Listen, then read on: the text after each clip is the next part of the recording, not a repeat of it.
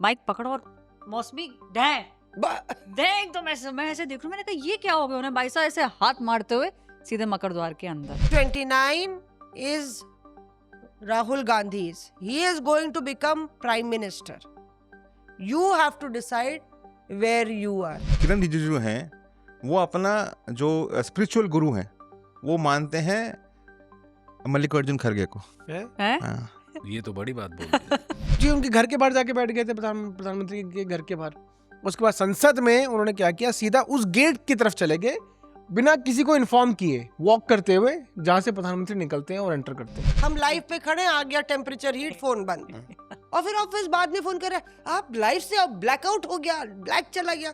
हमने कहा ये हमारी जिंदगी ब्लैक हो गई है, फोन ब्लैक हो गया है, साड़ी पे ब्लैक लग गया है, साड़ी पे भी हाँ, काला, पता नहीं कौन हाँ। कालिक लगा दिया, यही पीछे से फेंका होगा स्याही।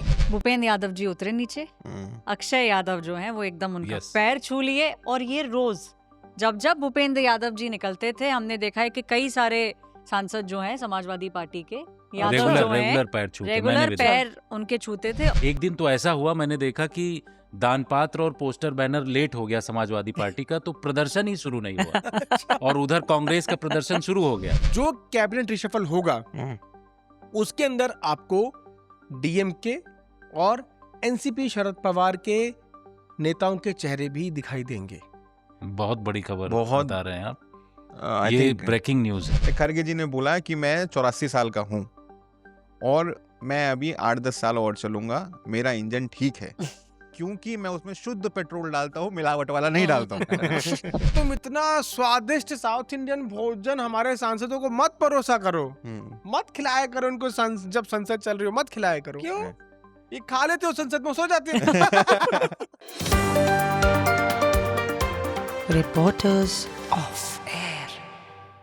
मेरे कालिक लगा दी साड़ी में किसी ने, भैया पता नहीं। कालिक तो लगी। ये आपके साथ कॉन्स्पिरेसी थ्योरी है, ये जो है कह रहे कालिक तो कालिक लगी हुई है। तुम रो मत ना, मेरे कालिक है तो तुम क्यों रोए? चले अपने जाओ। आंख पोछ रहा हूँ, मुंह पोछ रहा हूँ मैं। पूछे हुए आपकी आदमी कालिक क्या की पूछ रहे हैं? पोछा आदमी क्या पूछ रहे हैं? कालिक की गंदगी यहाँ तक। Paving way to cast. देखो, नहीं फिर- नहीं, हाँ, ये बोलो तुम बोलो, राहुल गौतम डरो को- मत, डरो मत, बोलो तुम बोलो। मैं कब डरने लग गया इसे? नहीं, राहुल गौतम ने जो हम लोग के साथ टॉर्चर किया है, तुम तो लेट आए। मैं लेट आया। जी लेट आए। काफी मैम काफी। देखिए, आप आई होंगी कितना, 11:30 हो रहा है, हाँ। आप आए होंगे 10 बजे। 9 बजे हम लोग आ गए, इतना हम लोग को जी। साड़ी साड़ा वही। पहनना पड़ता है, ये आसान काम है। हम इसे लेट आए क्योंकि हमें 2 मिनट लगता है तैयार होने में। नहीं, पर ये भूमिका क्या बनाए थे बता दीजिए जितेंद्र भाई। ये भूमिका बनाए थे ना राहुल गौतम। जल्दी आइए। नहीं, हाँ, राहुल मैंने कहा गौतम तो जल्दी शुरू आ से ही जाइए। भैया मैसेज कर रहे थे आप सबको, सो आपको रहे हैं फोन भी क्या? किया। मतलब जग जाइए नहीं भाई नहीं नहीं, मैं जग गया हूँ। शुरू- मैसेज शुरू कर होने रहे वाला है, थे, शुरू नहीं, मैसेज शुरू नहीं, मैसेज कर शुरू। रहे थे ये, और सुबह पता चला कि 1.5 घंटे लेट हो नहीं, गए। नहीं, नहीं। क्या देखिए, ये बतकही चलती रहेगी। नमस्कार, स्वतंत्रता दिवस की बहुत बहुत शुभकामनाएं।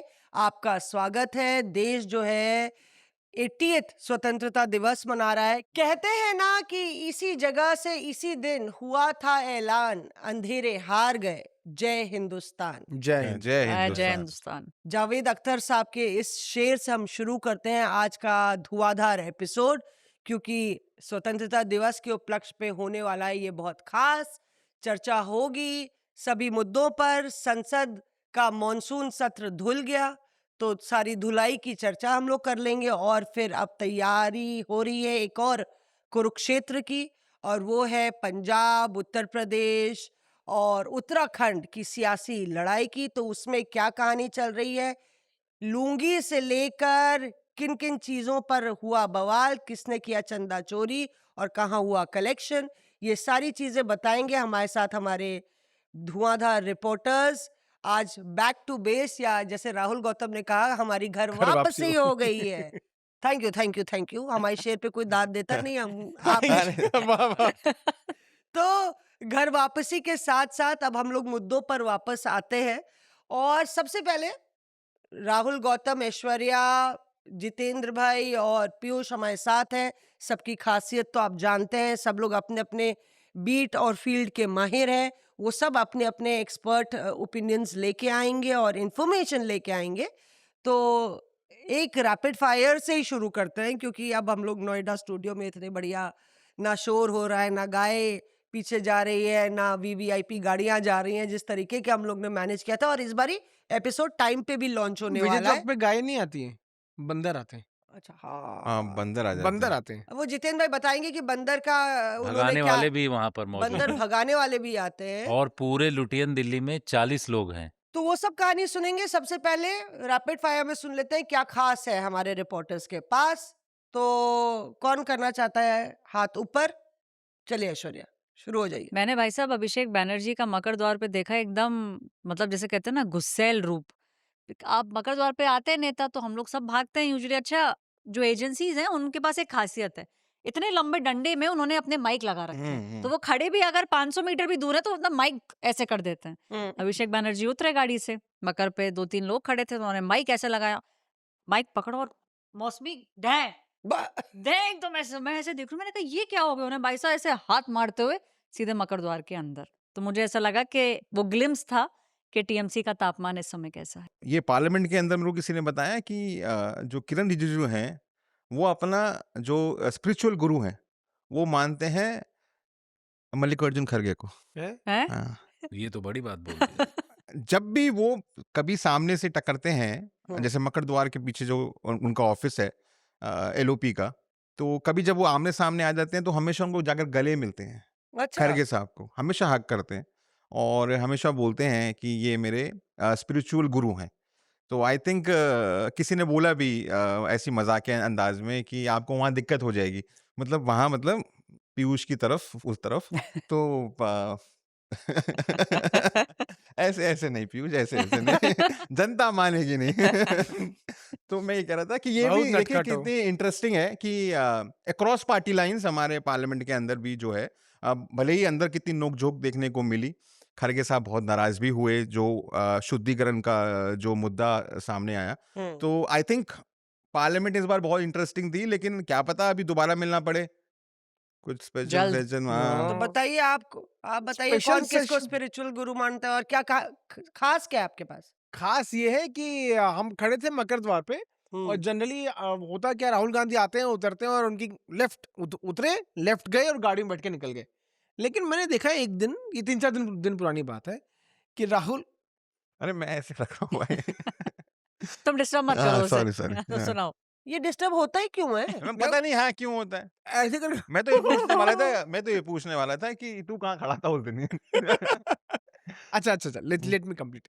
तो राहुल गांधी उतरे मकर द्वार से और सीढ़ी से उतरे मकर द्वार की तरफ, और वहां पर आने के बाद वो लेफ्ट लेते हैं तो वहां पे उनकी गाड़ी खड़ी होती है। तो उधर ना जाके आप उतरेंगे लेफ्ट, गाड़ी पार्किंग की जगह है, लेकिन वो राइट चले गए।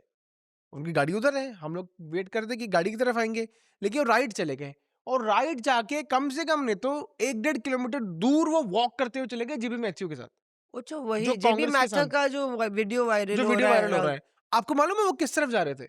वो जिस तरफ चलते हुए जा रहे थे उधर प्रधानमंत्री का द्वार है, गेट। गेट है, वहां से प्रधानमंत्री आते हैं और उनकी सिक्योरिटी वहीं पे डिप्लॉय होती है, उनकी गाड़ी वहीं रहती है, वहीं से आना जाना होता है।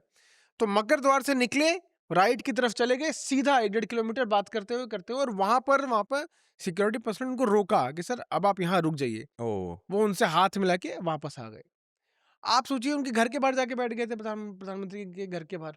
उसके बाद संसद में उन्होंने क्या किया, सीधा उस गेट की तरफ चले गए बिना किसी को इन्फॉर्म किए, वॉक करते हुए, जहां से प्रधानमंत्री निकलते हैं और एंटर करते हैं। इंटरेस्टिंग।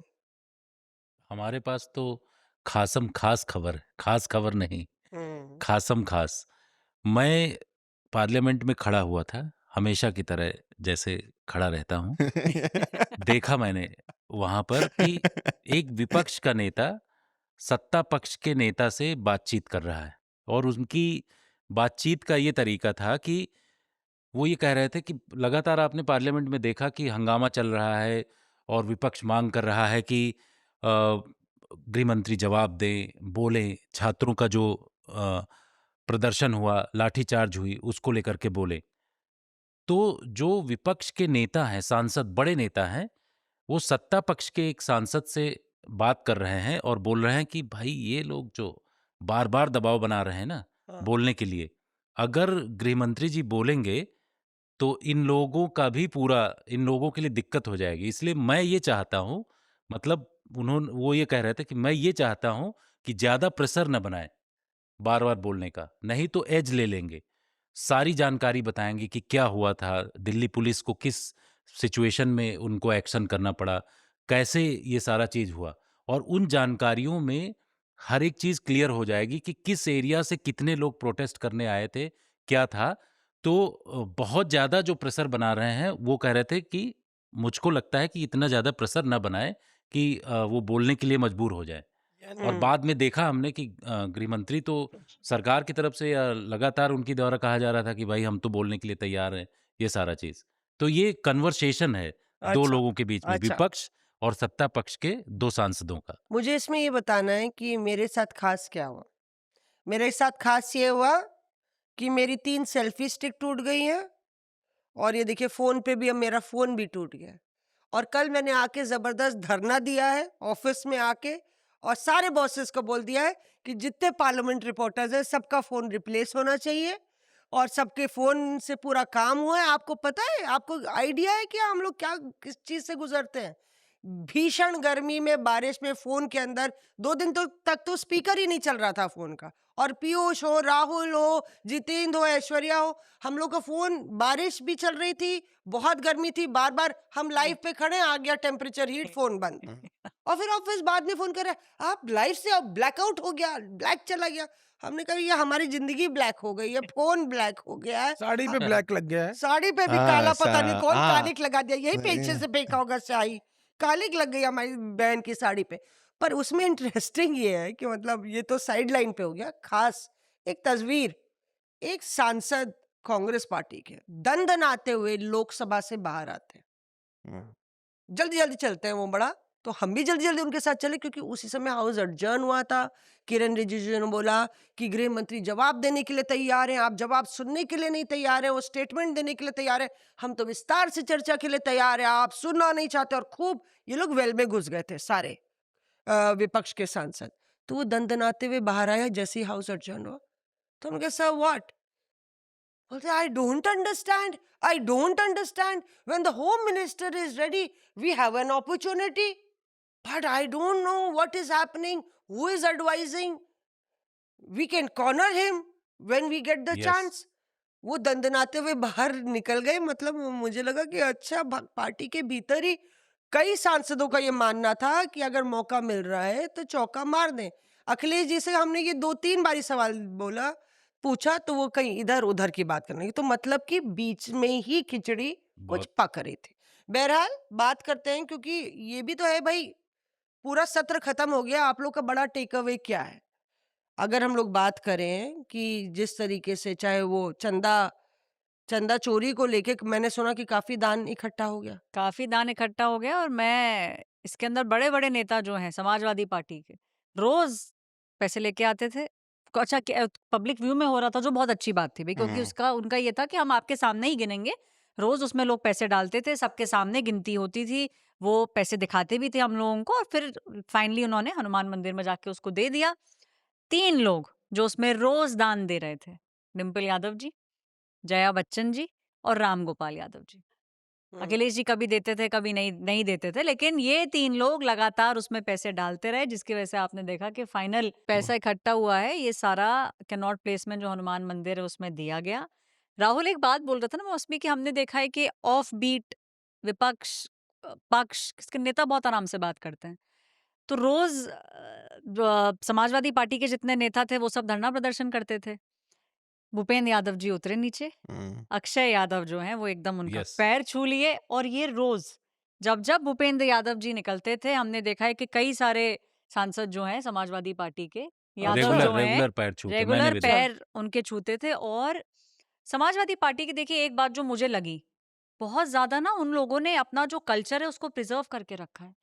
तो डिम्पल यादव जब आती थी तो क्योंकि आदित्य यादव वगैरह छोटे हैं तो वो सबके सामने वो पहला एक इंस्टिंक्ट होता है कि आप पैर छुएंगे, भाभी वगैरह सब बोलेंगे और उसके बाद वो अपना धरना प्रदर्शन शुरू पैर करते छूने से थे। मुझे एक चीज याद आई।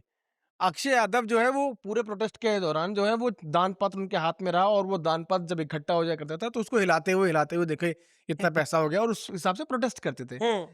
तो वो धरना दे रहे थे और जब इकट्ठा हो गए, जब धरना खत्म हो गया समाजवादी पार्टी का, तो वो लोग वापस जा रहे थे।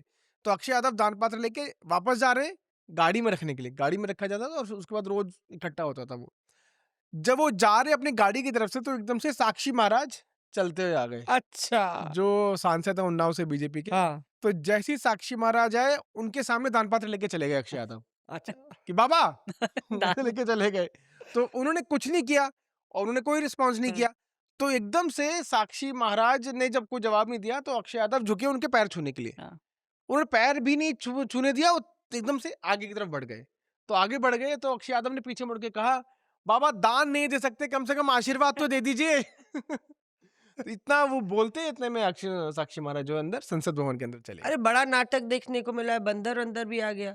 कांग्रेस ने जो प्रोटेस्ट किया सॉफ्ट टॉय को लेकर, और आप देखिए वो बंदर आए कैसे। सबसे मेरे को लगता है कि वो बड़ा इंटरेस्टिंग है कि कोई उसको लेकर नहीं आया था, वो वहीं पर डिसाइड किया गया। वो जो 17-18 एमपीज आप देख रहे हैं उसके अंदर, वो वहीं पर डिसाइड किया गया कि हमें प्रोटेस्ट करना है। और होम डिलीवरी ऐप नहीं होती, ऑनलाइन जो ऐप्स होती हैं, उसके थ्रू तुरंत एक व्यक्ति ने जो है वो छोटे छोटे जो बंदर हैं सॉफ्ट टॉयज वो मंगाए। और फिर आपने वो वीडियो देखा होगा पवन खेड़ा का, जिसमें वो नारे लगा रहे हैं कि 56 इंच का ये सब करके। तो आई थिंक ये सब इनोवेशन भी चल रहा है पार्लियामेंट के अंदर, एक नए नए तरीके से हम और प्रोटेस्ट कर रहे इनोवेशन हैं। के बीच में एक चीज और देखने को मिली है कि इस हम्म। बार ना हर आदमी को अपने मुद्दे उठाने हैं। झगड़ना है, लड़ना है। मतलब आप सोचिए ऐसा। हेल्दी है, ये अच्छी बात है। हाँ। अच्छी बात है, हेल्दी और घी इसमें डालते हैं। फिर आग लगाएंगे। तो उसमें क्या हो रहा है कि धरना, मतलब मैं आपको बता रहा हूँ, एक बार तो ऐसा टाइम हो गया जब बीजेपी का मंगल मिलन खत्म हुआ, बीजेपी झारखंड के सांसद चलते हुए आ रहे हैं, सबके हाथ में तख्तियां हैं, इधर से विपक्ष के सांसद ऑलरेडी नारेबाजी कर रहे हैं हम्म। कि जवाब दो, गृह मंत्री जवाब दो। विपक्ष के सांसद जवाब कर रहे हैं और एक तरफ कांग्रेस के खड़े हैं, एक तरफ समाजवादी पार्टी के सांसद खड़े हैं और पीछे से बीजेपी के आ रहे हैं। तो अब बीजेपी वाले कहां करें धरना प्रदर्शन? क्या हुआ, सीआईएसएफ ने देख लिया कि भाई सिचुएशन कहीं ना कहीं गर्मा सकती है, तो 3 लेयर की सीआईएसएफ के जो जवान है उनकी वहां पे एक ह्यूमन चेन जो है वो बन जाती है, ताकि दोनों अलग अलग पक्ष और विपक्ष के सांसदों के बीच में टकराव ना हो जाए। पक्ष के सांसद आए और उन्होंने अपना धरना प्रदर्शन शुरू कर दिया। जब वो चल रहा है धरना प्रदर्शन उनका, तब मैं क्या देख रहा हूं, झारखंड में राहुल गांधी जवाब दो, इधर से गृह मंत्री अमित शाह जवाब दो, और इधर से जो है समाजवादी पार्टी के सांसद चंदा चोरी जवाब दो। पे जवाब दो। तो आप सोचिए कि तीनों अलग अलग, इतना घमासान, और इसी बीच में हो चल रहा है, और एकदम से बीच में सीआईएसएफ वालों को लिटरली उनको इंटरवीन करना पड़ गया ताकि आपस में भिड़ ना जाए। मैं सही बता रहा हूं, अगर सीआईएसएफ के जवान वहां मौजूद नहीं होते तो शायद आपस में सांसद भिड़ जाते। कितने पसीने आ रहे हैं पार्लियामेंट सिक्योरिटी को। बहुत। बहुत ज़्यादा सिक्योरिटी तो वहाँ पर सीआईएसएफ ने पूरी ह्यूमन चेन बना रखी थी। एक तरफ मकर द्वार की तरफ बीजेपी के सांसद, तो दूसरी तरफ समाजवादी पार्टी और कांग्रेस, पूरा पोस्टर बैनर। लेकिन मौसमी ये बहुत ही सब लोगों ने बता दिया, इन सब के पीछे कौन है, सूत्रधार कौन है, कौन है? कौन पूरा अरेंजमेंट करता है। वो तस्वीरें भी हमारे पास मौजूद हैं। समाजवादी पार्टी में जो आदमी प्रोटेस्ट को लेकर के एक पूरा उनका सिस्टम चल रहा है कि किस गाड़ी में कौन सा सामान आता है, पोस्टर बैनर किस गाड़ी में आ रहे हैं, और किस गाड़ी में दान पात्र आता है, ये सब पूरा तय है। एक दिन तो ऐसा हुआ, मैंने देखा कि दान पात्र और पोस्टर बैनर लेट हो गया समाजवादी पार्टी का, तो प्रदर्शन ही शुरू नहीं हुआ, और उधर कांग्रेस का प्रदर्शन शुरू हो गया। तो मैं वेट कर रहे हैं लोग, किसका वेट कर रहे हैं? अक्षय यादव का। अच्छा। अक्षय यादव जो हैं वो वो तमाम ट्रेजर चीज, थे। उनकी गाड़ी जो है, हाँ। उनकी गाड़ी में सब कुछ आता है, और वो सारा चीज जो है उन्होंने उसमें रखा। मैंने देखा 1 दिन, 2 दिन, 3 दिन, 4 दिन लगातार मैं देखता रहा। जितने दिन प्रदर्शन हुआ, उनकी गाड़ी जब रुकती थी तो उससे पूरा दान पात्र जो है वो उतार के आते थे। जो बोरी, जिसको कि आपने देखा स्क्रीन पर कि कैसे बोरी उठा के देख रहे हैं, जो दूध जो है वो लाने का किसका रहता था।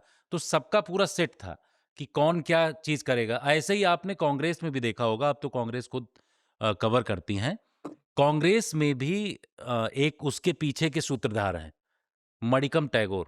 आपने देखा होगा कि सब कुछ पोस्टर, बैनर, यहाँ तक कि जो बड़ा वाला पोस्टर है उसको कैसे और कौन सा पोस्टर चेंज होकर के आएगा, उसको मणिकम टैगोर लेकर के आते हैं। तो बीजेपी का भी मैं यही पीछे से फॉलो करता हूँ, हर फॉलो एक कर का देखता हूँ कि कौन क्या अरेंजमेंट कर रहा है। अभी इसमें दो मैं एक चीज फिर आती हूँ आपके पास। इसमें एक हाईलाइट जो मुझे बिटवीन द लाइंस मैंने रीड की, मॉर्निंग मीटिंग होती है हम लोग की, तो पीयूष ने कई बारी बोला, मतलब कि मुझे लगता है इस पूरे 2-3 हफ्ते में उसने बताया कि आज मंगल मिलन है और आज मार्च का प्लान है। पीयूष हमेशा एक तो हम लोग का बफर एक्ट करता है, तो he is there on the ground, पहले ही पार्लियामेंट में टाइम से पहुंच जाता है। भाई तारीफ कर रही हूँ, लेकिन मत करना मिस्टर लेकिन, तो तारीफ कर रही हूँ। तो उसमें एक दिन इन्होंने कहा था कि अमित शाह भी मार्च करते हुए आएंगे, क्लैश हो सकता है और ये मार्च का प्लान है। वो टाइम था। और दूसरा टाइम था जब गृह मंत्री को बिल पेश करना था, उनके नाम पर बिल थे हाउस में, तभी भी पीयूष ने कहा था, हम लोग को भी लगा कि अमित शाह के नाम पे है, तो गृह मंत्री 3 बिल या 4 बिल आए हैं ना, 4 2 बिल आए हैं, तो 2 बिल गृह मंत्री अमित शाह के नाम पे थे और ऐसा लगा कि अमित शाह आएंगे। उस दिन मंगल मिलन में के मार्च में अमित शाह गाड़ी में बैठ के पीछे दूसरे दरवाजे से चले गए, मकर द्वार नहीं आए। He didn't want that confrontation. Amit Shah आपको आते मैम याद है अमित शाह आते तो माहौल जो है ना, बिल्कुल एकदम से टेम्परेचर बहुत ज्यादा बढ़ जाता। एक दूसरा कि नित्यानंद राय बिल पेश करते हैं, अमित शाह नहीं, जब जेपीसी एफसीआरए वाला भी, अमित शाह उसको भी पेश नहीं करते। तो कहीं ना कहीं मुझे लगता है कि एक रीथिंक हुआ कि direct 1-on-1 Priyanka Gandhi versus एन अमित शाह मकर द्वार पे अगर हो जाता, या राहुल गांधी या अखिलेश यादव, तो सरकार के लिए भी एम्बैरेसिंग। नहीं, इस बारी एक इशू छूट गया ऑपोजिशन से, अरे इन सब के बीच में भी इन छूट सब गया के बीच में छूट गया, वो है एथेनॉल। ना। लास्ट वीक करना था। हाँ, कांग्रेस ने सोचा हुआ था कि हम आखिरी जो हफ्ता है वो उसको डेडिकेट करेंगे। आपको याद होगा राहुल गांधी ने एक वीडियो भी बनाया था, तो कांग्रेस पार्टी उसमें भी बड़े इनोवेटिव तरीके से प्रोटेस्ट करने की सोच रही थी, जिसमें कुछ गाड़ी, इंजन। खड़गे जी ने देखा तुमने क्या बोला? सुना तुमने खड़गे जी का स्टेटमेंट? बहुत कुछ बोला उन्होंने। खड़गे जी ने बोला कि मैं 84 साल का हूँ और मैं अभी 8-10 साल और चलूंगा, मेरा इंजन ठीक है, क्योंकि मैं उसमें शुद्ध पेट्रोल डालता हूँ, मिलावट वाला नहीं डालता हूँ। तो कांग्रेस के पास एक पूरी स्ट्रैटेजी थी कि हाँ भाई, या एथेनॉल E20 का जो मुद्दा है, उनको लगता है कि एक बड़ा मुद्दा है, तो उसको लेकर हम जाएंगे लोगों के बीच में, प्रोटेस्ट करेंगे अलग अलग अनोखे तरीके से। लेकिन क्योंकि वहां तक बात ही गई नहीं, राम मंदिर और छात्रों का आंदोलन, इन तमाम लोगों ने, तमाम मुद्दों ने पूरा ऑक्यूपाई कर लिया, तो कर नहीं पाए। तो आई थिंक अब ये बाहर प्ले आउट होगा। आप देखिएगा कि कहीं प्रोटेस्ट, कहीं वीडियोस, कहीं इंटरैक्शंस, ये तमाम चीज़ें कांग्रेस पार्टी करेगी। लेकिन एथनॉल एक मुद्दा है, कम से कम मैं जानता हूँ कि महाराष्ट्र के अंदर पार्टी, क्योंकि महाराष्ट्र के अंदर एथनॉल वहीं से ज़्यादा प्रोड्यूस होता है, बहुत सारी शुगर मिल्स हैं वहाँ पे, तो महाराष्ट्र में कुछ प्लानिंग हो रही है कि वहाँ पे हम कैसे इसको करेंगे। आप देखिएगा कि E20 मुझे लगता है कि अब मुश्किल करेगा। खड़गे जी के ईंधन से बात से एक मुझे बात याद आई, जो इंसानी ईंधन है, जो खाना है, उसको लेके एक बात खड़गे जी बोल रहे थे। हाँ वो निकल रहे थे शार्दुल द्वार से हाँ और वो अपनी गाड़ी का वेट कर रहे थे। मीनवाइल वो अपनी गाड़ी का वेट कर रहे थे, उन्होंने आवाज लगाई अचानक से, रेणुका रेणुका एकदम से रेणुका चौधरी फोन पे बात कर रही थी, तो किसी ने बोला कि अरे सर बुला रहे हैं, सर बुला रहे हैं। तो एकदम से वो आई, जी जी यस सर यस सर। अरे तुम इतना स्वादिष्ट साउथ इंडियन भोजन हमारे सांसदों को मत परोसा करो, मत खिलाया करो उनको, जब संसद चल रही हो मत खिलाया करो। क्यों? ये खा लेते हो संसद में, सो जाते हैं। वो खा पी के इतना सारा पेट भर के तुम्हारा खाना आते हैं, और जब मेरे को अपना काम करवाना है ये सो जाते हैं अंदर संसद में। क्या मतलब है? अब वो सो जाएंगे तो मैं कैसे काम करवाऊंगा? भाई जब संसद चल रही हो तो मत खिलवाया करो। पता है रेणुका जी जेन जी की नेता बनती बन चली गई जा है, रही हाँ भाई। बिल्कुल। वो उनके कभी वो चश्मा पहन के आती है, उसमें लिखा हुआ था मोदिया बिंद, और दोनों चश्मा, अपना चश्मा पहनी थी, दोनों में पर्ची लगाई हुई थी, एक में मोदिया लिखा था, एक में बिंद अच्छा, लिखा उनको था। दिख कैसे रहा था फिर? उनको नहीं दिख रहा था, बार बार नीचे से देख ऊपर रहे कर रही थी फिर नहीं, चश्मा, नीचे से देख रहे और जैसे ही कोई भी जर्नलिस्ट को देखे तुरंत चश्मा पहन ले, और नहीं, वो इस बार मोदिया बिंद मोदिया बिंद। इस तो बार के मानसून सत्र में मौसमी आपने देखा कि क्रिएटिविटी बहुत दिखी। हम्म पूरा 17, 18, 19 दिन जो भी रहा, जितना प्रदर्शन हुआ, हाँ सब में अलग तरीके की क्रिएटिविटी दिखी। बताइए, चाहे वो 5 बीजेपी, क्रिएटिविटी बताइए। बहुत ही शानदार 5 क्रिएटिविटी आपको बता रहे हैं। कि सबसे पहला नाम, एक सांसद जो बारिश, गर्मी, तपती धूप सब में कंटिन्यू खड़े रहना, मकर द्वार पर, प्रशांत, प्रशांत पटोले। बिल्कुल। उनकी क्रिएटिविटी क्या थी कि वो पोस्टर्स जो लाते थे हर दिन, उनके एक तो क्षेत्र से जुड़ा हुआ होता था, और वो तमाम चीजें अपने संसदीय क्षेत्र के उस एरिया का उठाते थे। आपने देखा होगा रवि किशन जी को, बीजेपी के सांसद, उनकी नई तरीके की क्रिएटिविटी। वो कभी आ रहे हैं तो ऐसे करके जा रहे हैं, मौन व्रत। 6-7 दिन तो मैंने देखा उनको कि वो अपना मौन व्रत ही रखे हुए हैं, बोल ही नहीं रहे हैं। और वो जो है वो कुछ बोल नहीं रहे हैं। मनोज तिवारी, अलग उनकी क्रिएटिविटी। तो यहाँ पर आपने देखा कि जो भी कांग्रेस के सांसद और सपा के सांसद थे, हर दिन एक नया वो कर रहे थे। कभी बोतल में समाजवादी पार्टी के सांसद दूध लेकर के आ रहे हैं, दूध का दूध, पानी का पानी अलग, दूध एक बोतल में, पानी एक बोतल में। तो पूरे इस संसद सत्र में एक अलग क्रिएटिविटी दिखी, अलग रंग और अजब गजब तरीके के लोग यहाँ पर इसमें दिखाई पड़े। ऐश्वर्या, बात निकलेगी तो दूर तलक जाएगी। बातों बातों में उनका जिक्र भी चला आएगा। आपकी जो वायरल तस्वीर है उसके पीछे की कहानी, आप किसको डांट रही थी या किसको समझा रही थी या क्या सुलह करवा रही थी 2 नेताओं के बीच, खुद ही बता दीजिए। मैं रवि किशन जी को ये बोल रही थी कि आपने मेरा फोन नहीं उठाया, तो उन्होंने कहा ओ यस यस यस यस, ऐसे अपना फोन मुझे दिया, यू कॉल्ड। मैंने कहा मौन व्रत कब टूटेगा? बोले अभी 2 दिन ये हैं, सब तोड़ बात देंगे। ये सब बात कर रहे हैं, मौन व्रत है। हाँ वो सब हे भगवान। और ये हो रहा है मकर की आखिरी सीढ़ी पर। मैं यहाँ से गई, वो वहां से चल के आ रहे हैं। फिर मैंने कहा कब टूटेगा? 2 दिन हैं, तो आज टूट जाएगा। तो मैंने कहा आज बात करेंगे। हाँ अच्छा, इतने में मैं देख रही हूँ रवि किशन जी की आंखें जो हैं एकदम, अच्छा स्टार तो हैं ही, तो एक्टर हैं ही अच्छे, आंखें एकदम एकदम मतलब बड़ी बड़ी और सुर्ख एकदम लाल। मनी फॉलोज माय एकदम मैंने बोला है, ब्रदर। पीछे पलट के देखा तो मनोज तिवारी उतरते हुए आ रहे। मैंने कहा अरे भाई साहब, आज ऐश्वर्या आ जाएगा मजा, अब इनके बीच में कुछ होगा। हाँ उतर के आए मनोज जी, रवि किशन जी, सब बढ़िया, कैसे हैं, गले मिलेंगे?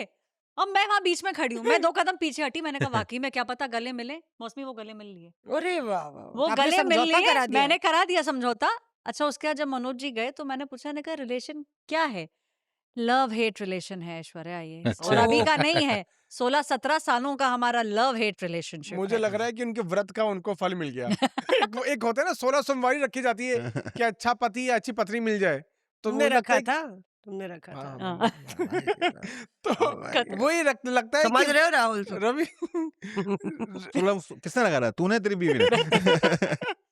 इसी ने रखा होगा। इसने रखा है, हाँ, बस ठीक है। तो मैं भी अच्छा इंसान हूँ। हाँ, तो हम तो वो लगता है जो व्रत जो है ना उनका, फल मिल व्रत गया का उन्हें। फल मिल गया और 2 भाई हाँ, मिल गया दोबारा से मिल दोबारा। गए। ऐश्वर्या जो कह रही है ना मनोज तिवारी रवि किशन वाली जो हिस्ट्री और केमिस्ट्री है, मतलब मुझे एकदम से याद आया कि क्या क्या मतलब जो स्पॉटलाइट, जैसे रेणुका की भी बात कर रहे हैं, तो मिसेस गांधी जो है वो जानती है। मतलब मुझे कोई नेता बता रहा था कि मौसमी, जब हम लोग पुरानी वाली संसद में थे और उस वक्त मैडम जो है पूरा स्पीयरहेड करती थी, तो बकायदा लिखा जाता था कि कौन कौन आज बोलने वाला है, और बकायदा सांसदों की अटेंडेंस लगती थी, क्योंकि हम लोग सिर्फ 44 थे और इतने कम थे कि रोज मैडम अटेंडेंस लेती थी कि कौन आज सदन में आया और नहीं आया, और ड्यूटी लगती थी फर्स्ट हाफ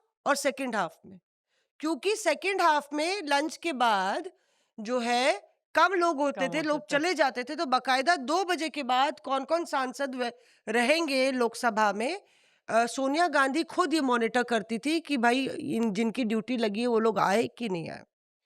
इसी में रेणुका चौधरी के लिए कह रही थी, क्योंकि जब मॉर्निंग मीटिंग्स होती हैं तो रेणुका चौधरी के हम लोग चर्चा कर रहे थे, तो जब मॉर्निंग मीटिंग्स होती है तो रेणुका चौधरी बड़ी मुखर है ना, we'll do Firebrand. this, we'll do that, what are they doing? तो कोई वो सांसद बता रहा था, भाई वो लगातार राज्यसभा में पीछे से बोलती रहती है, हम्म, बूम बूम वॉइस में लगातार बोलती रहती है। और जब धरना देना होता है तो सोनिया गांधी इतनी ऑब्जर्वेंट है कि जब स्लोगन्स उठाने होते हैं तो एक बारी क्या हुआ कि सारे नारे कर रहे थे, अभी इसी सत्र में नारेबाजी कर रहे थे, सोनिया गांधी बैठी हुई थी आगे, तो ऐसे ऐसे देखी, फिर एक को इशारे करी, where is ray, where is she, where is she. तो वो सांसद समझ गए कि भाई किसके लिए कह रही हैं, तो देखा रेणुका चौधरी पीछे बैक बेंच वाली सीट के पास कहीं थी होंगी, तो वो इशारा करी कि भाई मैडम आपको बुला रही हैं, आके नारे आप ठीक से लगाइए, वहां पे हाउस में, मतलब कि वहां पे खरगे जी के रूम में आप इतना बोल रही है, तो आके यहाँ पे नारे लगाइए, मैडम देख रही है।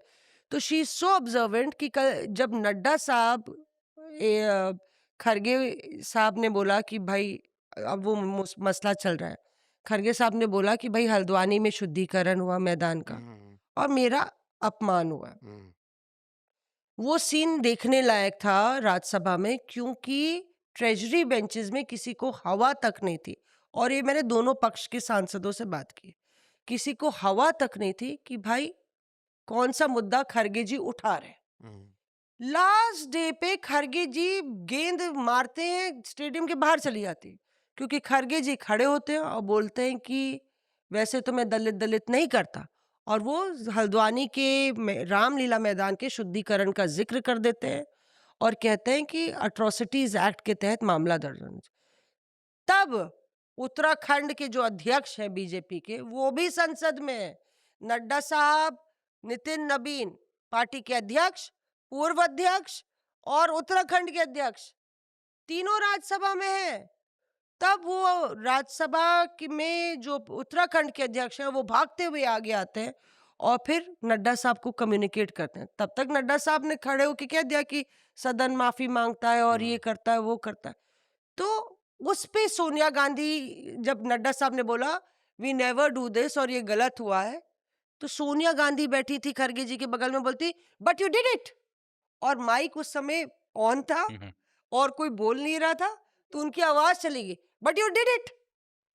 तो जो मतलब मैं ये कह रही हूँ कि कई सांसद बताते हैं सोनिया गांधी की अलर्टनेस के मैं बारे अलर्टनेस की लेके एक बात बताता हूँ कि ये जो दिखना और दिखाना कांग्रेस पार्टी के अंदर बड़ा इंपॉर्टेंट है, कि आपकी प्रॉक्सिमिटी है बड़े नेताओं के साथ में, खास तौर पर गांधी परिवार से आपकी प्रॉक्सिमिटी है, उसी से आपकी आप कह सकते हैं कि पार्टी के अंदर कैपेसिटी या ये इसका वो आइडिया लगता है। तो एक एक नेता है, अब तो बहुत बड़े नेता हो गए, जब वो यंग नेता थे तब कहीं राजीव गांधी जी का प्रोग्राम लगा तो वो लोग वहां पर गए। अब वो जाहिर है छोटे कार्यकर्ता थे तो उनको तो कोई जाने देगा नहीं स्टेज पर, तो वो आगे गए।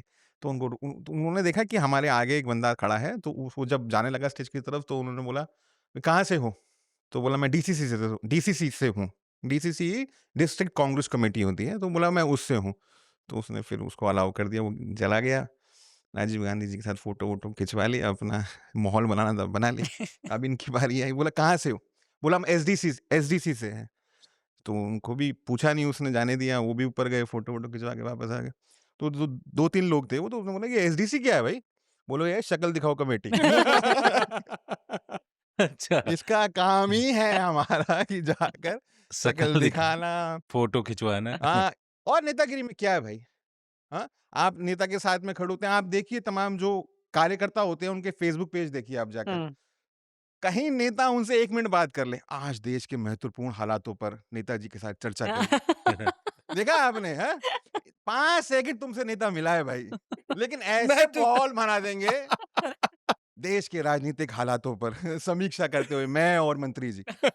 भाई तो ये आई थिंक दिखना और दिखाना, दिखना और दिखाना राजनीति में बहुत जरूरी है। क्या लगता है जिस तरीके से जयराम रमेश ने प्रेस कॉन्फ्रेंस की थी, और पीयूष ऐश्वर्या से मैं इनपुट चाहूंगी कि 5 बिल्स थे उसमें, जयराम रमेश ने गिनाया कि जो एक सेंट्रलाइजेशन ऑफ यूनिवर्सिटी वाला है या बर्खास्तगी वाला बिल है, 1 नेशन 1 इलेक्शन है, ये 3 बिल तो उन्होंने कहा कि जेपीसी से ही ये बिल्स जो है उसकी रिपोर्ट पोस्टपोन हो गई है, वो आना था मॉनसून सत्र में, तो उन्होंने कहा ये तो विपक्ष की कामयाबी है।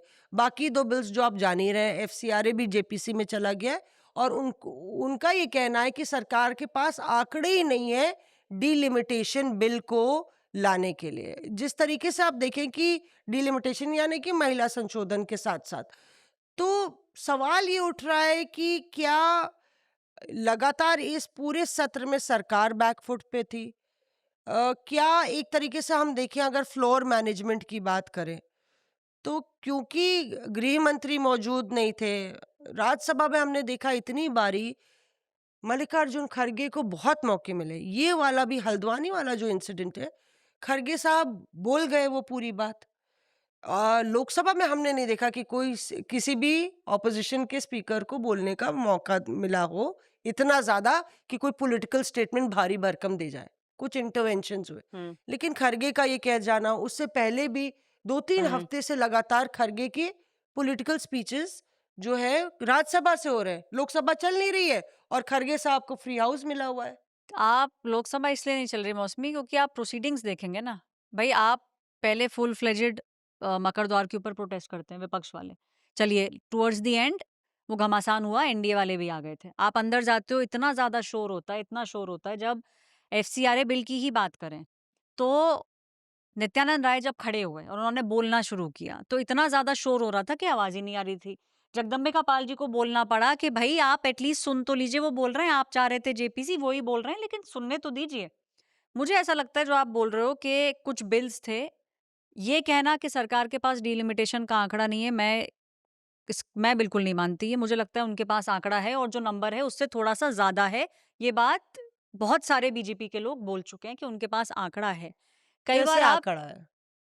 जो उन्होंने अपना कैलकुलेशन किया है 360 प्लस उनके पास फिगर है। मुझे ऐसा लगता है कि डीएमके एट द एंड, अभी तक देखिए डीएमके ने क्लैरिटी नहीं दी है, लेकिन in the end DMK vote करेगा फेवर में। आप हरसिमरत कौर का बयान अगर आप सुनेंगी तो उसके अंदर वो क्लियरली कह रही है कि हाँ हम वुमेन रिप्रेजेंटेशन ज्यादा चाहते हैं, यानी कि अकाली भी इसके फेवर में वोट करेगा।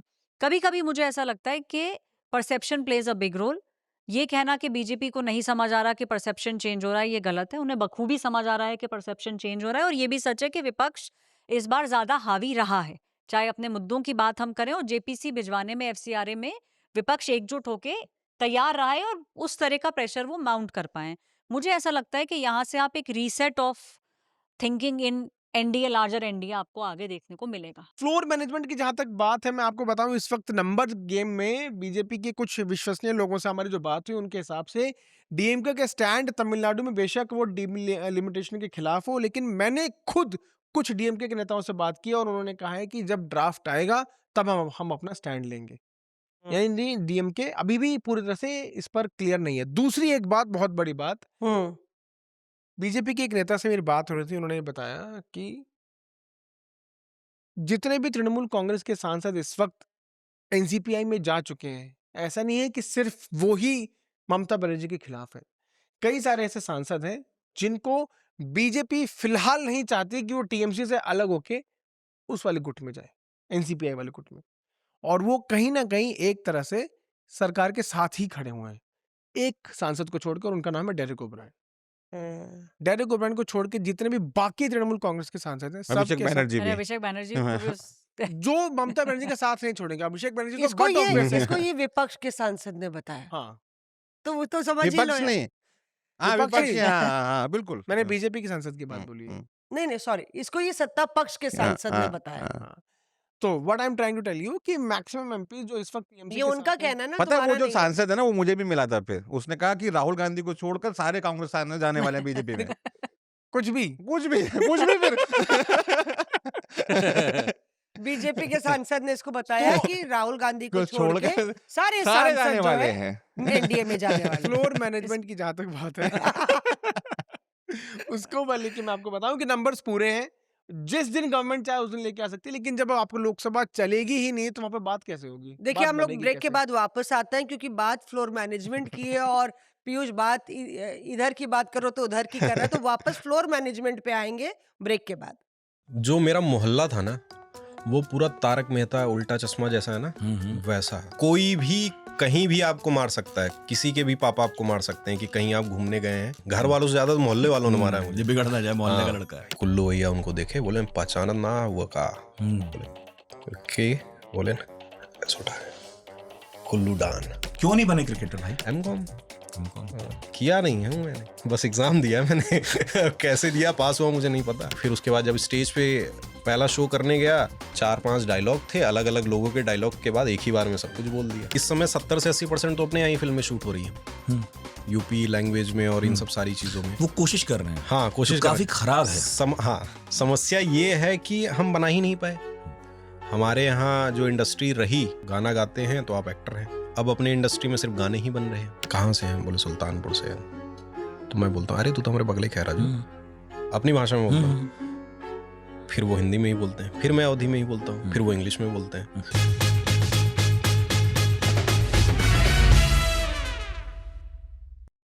अगर तुम सवाल हो तो जवाब हम भी हैं, अगर तुम ईंट हो तो पत्थर हम भी हैं। समझे आप? तो अब वाह वाह में जवाब दे दीजिए हमारे सवाल का कि फ्लोर मैनेजमेंट लड़खड़ाया कि नहीं। इधर उधर की बात मत कीजिए, काफिला कुछ नहीं लुटा कि लड़खड़ा नहीं। है, लोकसभा में इतना हंगामा हो रहा है, कोई कुछ बोले नहीं दे रहा, फ्लोर मैनेज ही नहीं हो पा रहा है, चीजें इतनी हाँ। ज्यादा क्योस हो गई, इतना डिस्ट्रप्शन हो रहा है कि हाँ। लोकसभा चल नहीं पा रही है, मैनेजमेंट हुआ ही नहीं, बात भूल जाइए। लेकिन मेरे कहने का मतलब ये है कि कोई भी चीज मैनेज तब हो पाएगी जब शांति हो। शांति ही नहीं हो, हाँ यही हो चल रहा है, एक आदमी बोल रहा है उसके बाद आप साथ वाला नहीं सुन पा रहा, तो फ्लोर मैनेजमेंट कैसे होगा? चलिए बहरहाल ये सब चीजें तो हो गया, संसद सत्र खत्म हो गया। अब चर्चाएं जो है बहुत ज्यादा गर्म है, मार्केट बहुत ज्यादा गर्म है इस चीज को लेकर कि नितिन नवीन की टीम कब तू आएगी। फिर और नितिन नवीन टीम में भाई। भाई इस पे तो तुम्हारा बनता है। अच्छा कितने हफ्तों से बन रही है टीम, तू खुद बता दे। टीम बन चुकी है, ठीक है। कम से कम 6-8 हफ्तों से ये हर एपिसोड में देखिए। नितिन नवीन की टीम अब शेप लेने लगी, उसमें युवा होंगे।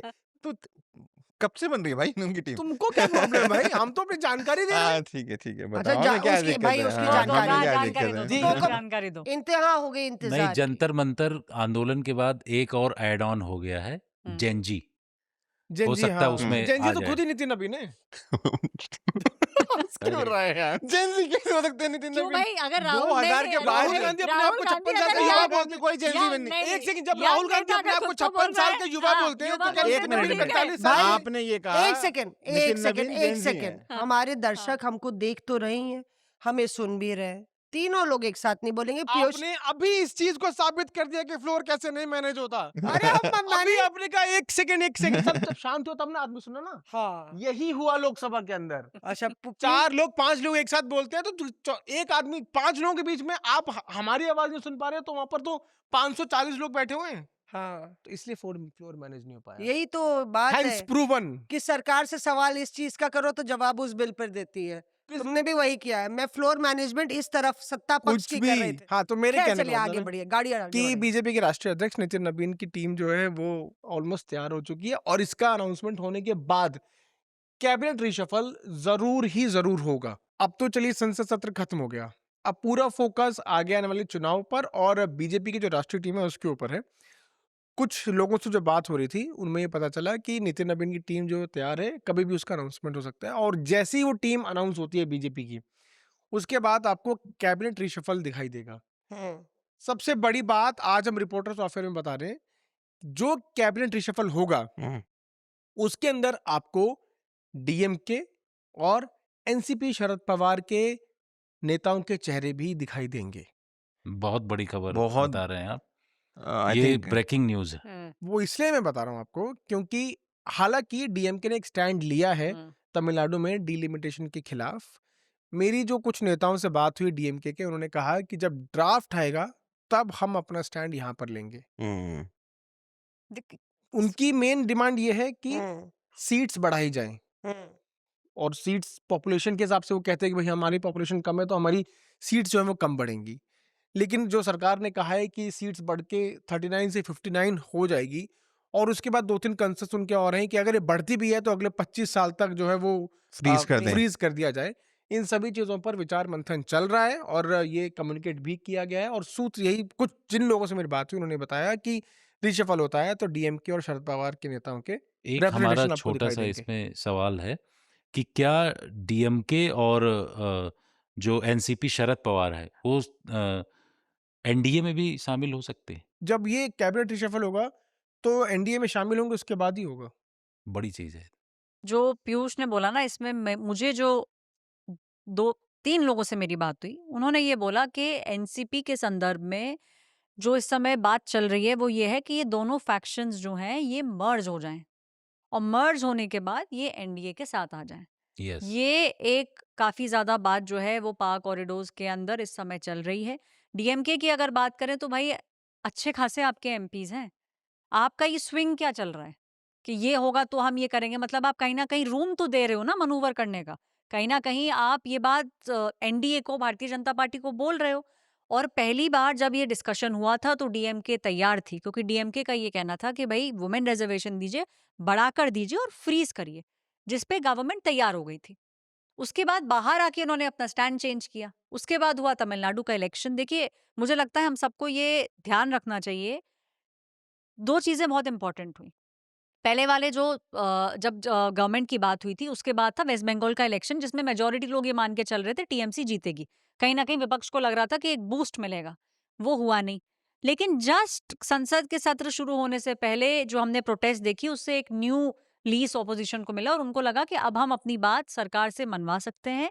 लेकिन इसके बावजूद गवर्नमेंट का ये मानना है कि they do have the numbers और ईज़िली डिलिमिटेशन पास होगा। और स्पेशल सेशन में मुझे लोगों ने ये बताया कि जब आएगा, इतनी जल्दी आएगा कि आप लोगों को पता नहीं चलेगा।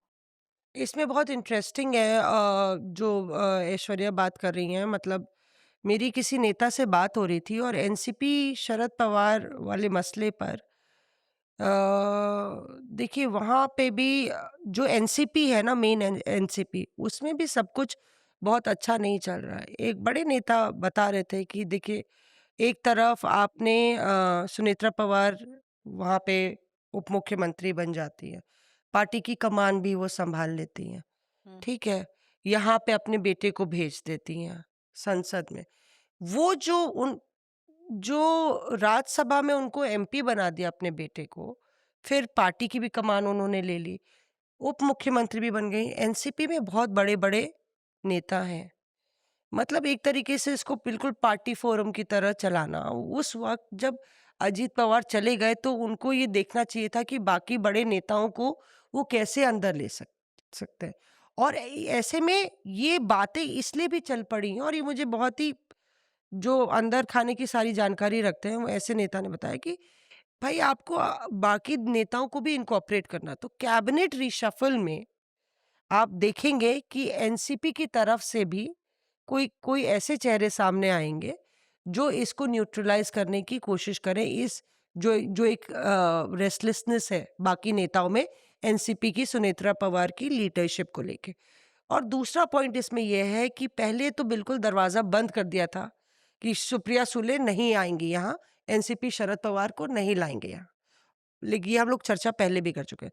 लेकिन इस बात को भी अब हवा और तूल इसीलिए मिला है क्योंकि कहीं न कहीं एनसीपी में नेतृत्व को लेके असंतोष है। राहुल? अब देखिए, जो नाम आप अ, अभी ज़िक्र किया आपने कि उसमें सुनेत्रा पवार के अलावा भी बहुत सारे ऐसे नाम हैं जो बड़े नेता हैं एनसीपी के। हुँ, प्रफुल्ल पटेल हैं, हुँ, सुनील तटकरे हैं, फिर इधर जयंत पाटिल हैं। ये तमाम जो जितेंद्र आव्हाड हैं, ये तमाम जो लोग हैं, ये एक बड़े नेता हैं इधर और उधर के। और ज़ाहिर है सुनेत्रा पवार, जो मेरे को एक नेता ने बताया जो उनके गट के नेता हैं, उन्होंने कहा कि देखिए, फैमिली को ये लगता है कि जब पावर हमारे आस-पास रहेगी तो ज़ाहिर है पार्टी हमारे कंट्रोल में रहेगी। लेकिन उसका एक काउंटर इफ़ेक्ट भी है।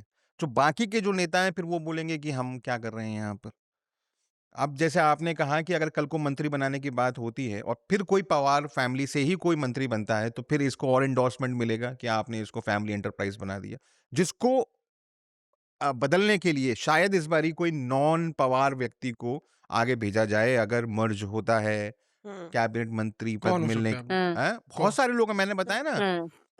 प्रफुल्ल पटेल तो रहे हैं, मंत्री रहे। मंत्री रहे हैं। सुनील तटकरे हैं, उनकी उनकी बेटी मंत्री हैं आई गेस महाराष्ट्र सरकार के अंदर। अदिति अदिति तटकरे नाम है शायद उनका। और इसके अलावा भी वहाँ पे बहुत सारे नेता हैं। जेन जी, हाँ। आपने जो अभी बातचीत की, चर्चा की एनसीपी को लेकर के कि सरकार में आ रही, लेकिन यहाँ जेन जी जो है उसमें एनपीसी एक वर्ड है। इसका मतलब राहुल बताइए क्या होता है? क्यों? एनपीसी एनपीसी क्या होता है? एनसीपी बिना पता है मुझे तो भाई। बिना अपनी सोच के किसी के पीछे चलने वाला व्यक्ति, NPC NPC. Full form full form यही है, इसका डिटेल बच्चे जो है आजकल जेनजीज जो है वो यही बोल रहे हैं, एनपीसी। आप खोजते रहिए फुल फॉर्म। स्लैप्स, मौसमी बताइए।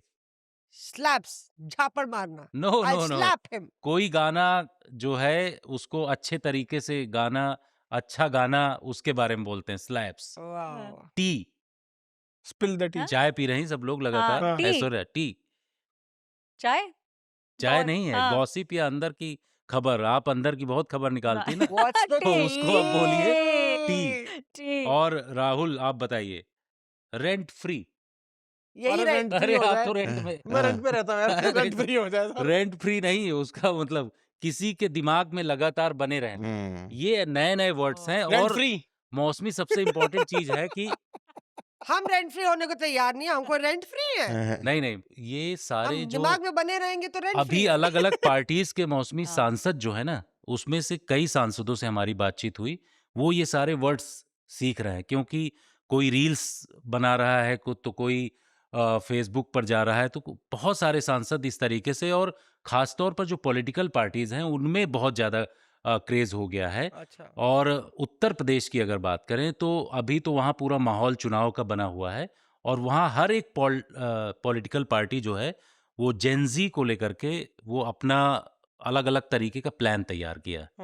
बीजेपी ने क्या प्लान तैयार किया है, सपा ने क्या, बसपा ने, कांग्रेस, सबके प्लान, उसका आज मैं अभी खुलासा करता हूं बहुत कम शब्दों में। कि समाजवादी पार्टी ने पूरी तैयारी ये की है कि 403 जो सीटें हैं टोटल उत्तर प्रदेश की, उसको लेकर के किस तरीके से बढ़ना है। और उसके लिए बाकायदे अखिलेश यादव ने, किसी ने हमको बताया कि उन्होंने दिल्ली में एक बड़ी मीटिंग्स किया है उन्होंने, इन्फ्लुएंसर्स जो जेनजी इन्फ्लुएंसर्स हैं जो कि उनके बीच में रहते हैं, 200 अच्छा। के आसपास लोगों से उन्होंने मीटिंग की। और मीटिंग करने के बाद उन्होंने कहा कि इस तरीके से उत्तर प्रदेश से जुड़े हुए जो इश्यूज हैं उसमें कैसे उनको आगे बढ़ना है, उनसे उन्होंने पूरा प्लान, और उन्होंने टीम बनाई है, युवाओं की टीम समाजवादी पार्टी ने तैयार किया है, और वो उन टीमों को हर एक विधानसभा में रखना है।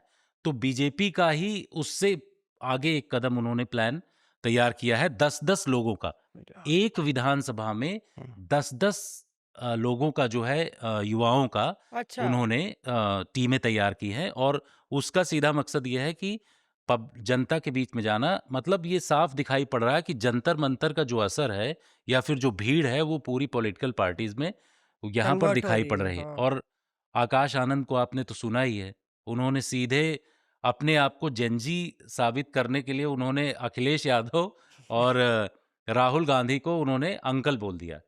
तो ये बोल करके वो एक दर्शाने की कोशिश है कि कैसे जेनजी के बीच में इसमें जाना है। तो ये एक बड़ा प्लान तैयार हो रहा है पॉलिटिकल पार्टीज के बीच में, और सब जो है जेनजी को अपनी तरफ लाने की कोशिश कर रहे हैं।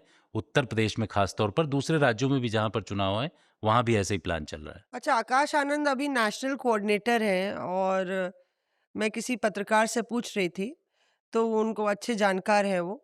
तो हमने कहा कब तक है नेशनल कोऑर्डिनेटर? कहते हैं अभी तो है, पर जब बहन जी चाहेंगी तो उनको हटा देंगी नेशनल कोऑर्डिनेटर अच्छा। से। तो मतलब बेसिकली ये है कि आकाश आनंद काफी सीधे और सरल स्वभाव के भी हैं, और जो आप बोल रहे हैं ना, इससे पहले वो अखिलेश अंकल नहीं बोलते थे, अखिलेश जी बोलते थे। जी जी। तो ये जेन जी का ही प्रभाव है कि उन्होंने अखिलेश अंकल बुला दिया। आपके पास क्या बड़ा है चुनाव को लेके?